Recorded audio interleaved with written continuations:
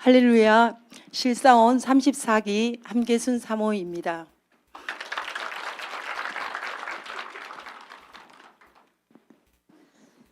저는 현재 인천 모교 영상반에 출석 중입니다. 담당 기장님으로부터 간증의 강고한 하심을 받았습니다.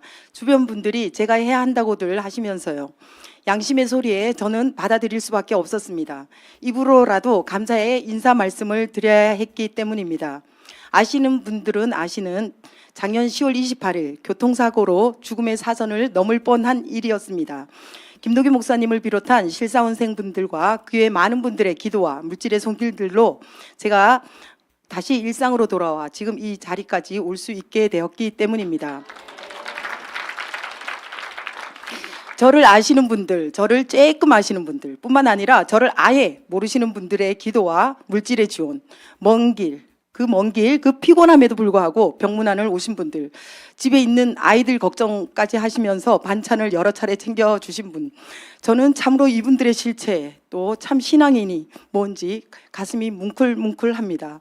하나님의 사랑을 입은 사람들의 모습이 이런 거구나. 그런 감동들의 진통제 주사를 맞은 듯 큰 고통 없이 4개월 남짓한 병원 생활을 기쁘게 마치고 현재는 통원 재활 치료를 감사함으로 잘 받고 있으며 일상의 생활이 조금씩 활기를 더해가고 있습니다. 제 삶의 중심축에서 저를 잡고 가는 곳인 실사원생이 된 것은 재작년 22년 11월입니다. 삶의 파도에 허우적 살아내려고 버둥이다 지쳐서 산소망이 없을 때 하나님은 사람을 통해 저를 계속 붙드시고 이끌어 가셨습니다. 22년 8월 오살리 성회 때 4명의 순복음 영산신학원 동기들이 우연히 만나서 오살리로 올라갔습니다. 저는 가정을 등 뒤로 제끼고 오살리로 갈 형편이 아니었습니다. 이유는 뒤에서 말씀드리겠습니다. 성회 중 동기 3명은 한 곳에, 저만 따로 25구역 자리에 배치되어 성령 충만한 아주 적극적인 분 옆자리에 앉게 되었습니다. 그 집사님은 김노기 목사님이 등단하실 때면 요이 땅! 가장 앞자리 중앙에 달려나가 자리값을 톡톡히 하셨습니다. 못 모르고 다 맡긴 듯 그분에 이끌려 비스물에 흉내를 내었습니다. 기뻤습니다. 3명의 동기들은 저에게 혼자 은혜 다 받더라고 말했고 그런 것 같았습니다. 맞습니다. 8월 이후로 불같은 뜨거운 성회에 매달 참석했습니다. 2-3개월 후 남편도 합류하게 되었습니다. 남편이 합류하기까지 다른 분들의 상황과 비슷해서 생략합니다. 저는 한전에서 직장생활 10년을 하고 과감히 접었습니다. 이유는 믿음의 가정의 성공 모델이 되고 싶었습니다. 제게는 아들, 딸, 일남 이녀의 자녀가 있는데 세상 교육에 내어 맡기는 게 내키지 않아 유치원 과정도 1년 정도로 하고 신본주의 교육에 중점을 두며 매일 있는 어른용 교회 프로그래밍, 예배, 전도, 교육 등에 아이들과 함께 참석하며 아이들의 어린 시절을 보냈습니다. 한국 체대, 서울 예대, 돈 많고 실력 있어야 가는 요즘 아이들의 트렌드라는 학교에 첫째, 둘째가 들어갔습니다. 남편도 부교육자라 돈으로 밀 수 있는 형편이 아니었기에 그런 학교에 들어가 다니는 것만 해도 하나님의 영광이라 여겼습니다. 셋째 막내는 고등학교 3년간 교회 성가대 반주를 하며 교회에 더 뿌리를 두는 것 같았습니다. 남들의 부러움을 사며 계속 잘 나갈 줄 알았습니다. 2018년 저는 신학교에 편입을 하게 되었습니다.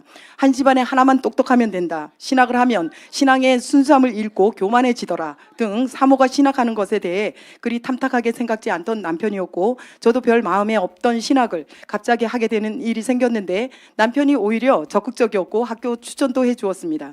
1년간은 너무나 신났습니다. 학우들과 만나 배우고 믿음의 교제를 나누는 것에 숨을 쉬는 듯 매일이 천국이었습니다. 2020년 저는 신학 4학년 때였고 막내딸이 고3 때입니다. 피아노 레슨을 받던 막내딸이 선생님의 스파르타식 입시 레슨에 대한 마음의 고통을 호소하기 시작했습니다. 나름대로 대처하긴 했지만 그 마음의 상처가 조현병으로 치닫게 될 줄은 꿈에도 생각지 못했습니다. 신학교 전체에서 1순위로 막내딸의 기도 제목이 올랐고 계속 기도로 도움을 받으며 여의도에 있는 상담소에 상담도 받던 중에 정신과로 연결되었고 약 처방을 받은 지 올 9월이면 3년이 됩니다. 나도 당신 같은 엄마를 만났더라면 아이들을 잘 키워줘서 고마워 하고 저를 늘 높이 평가해 주었던 남편은 자녀의 큰 문제를 만나 큰 소용돌이에 말려서 그 마음의 상처가 분노로 나타나기 시작해서 저는 이중고, 삼중고를 겪어내야 했습니다. 코로나 때의 마스크가 참으로 고마웠습니다. 소리 없는 눈물과 얼굴에서 드러날 갖은 그늘이 마스크에 가려 주어서입니다. 저는 죄인이었습니다. 아픈 자식을 인해 할 말이 없어진 아픔, 슬픔, 고통을 삭혀내야 했기에 눈물도 안 나오고 소리도 질러지지 않았습니다. 인생 투트랙, 삶의 무게는 무게였고 은혜는 또 다른 영역이었습니다. 저의 영혼은 늘 목말랐고 그 영혼을 채우는 일에는 소홀치 않았습니다. 여러분은 김노기 목사님 설교 가운데 한 방에 꽂힌 대목이 무엇입니까? 저는 중간 정산하지 마! 였습니다. 신음하고 있을 때 귀가 번쩍 뜨였습니다. 중간 정산이란 말이 마음팍에 꽂혔습니다. 19살에 교회에 처음 갔을 때 11조가 꽂혔고 11조가 빨랑하고 싶다고 말했습니다. 11조가 10만 원이면 나는 한 달에 몇 편의 설교를 듣지? 그러니까 한 설교당 얼마 꼴이네 계산이 되어졌습니다. 교회에 첫 발을 들인 게 새벽 예배였고 예배는 풀로 다 참석했습니다. 설교는 악사까지 듣고 메모하며 11조의 본전을 다 뽑아냈습니다. 이후에 카드로 땡겨서 11조 한 일도 많습니다. 드디어 하나님께서 중간 정산을 해주셨습니다. 지난달 4월 6일 인천 중구 서해대로에 소재한 무궁화교회에 설립 예배를 드렸습니다. 남편인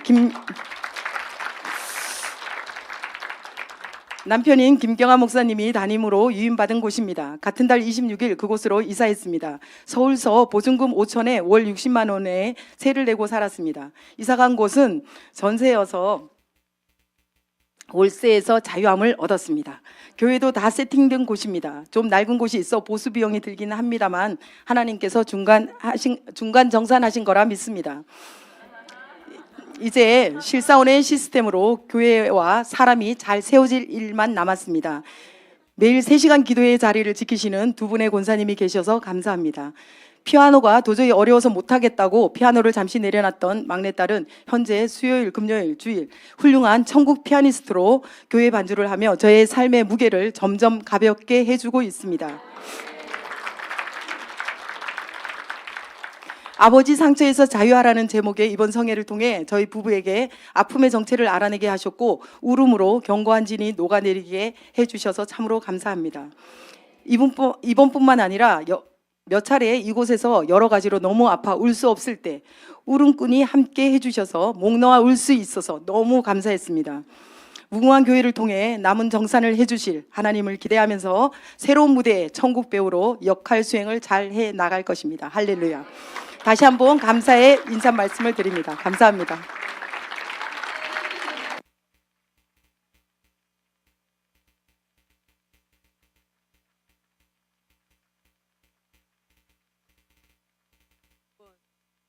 여러분 잘잘 은사가 왔지요?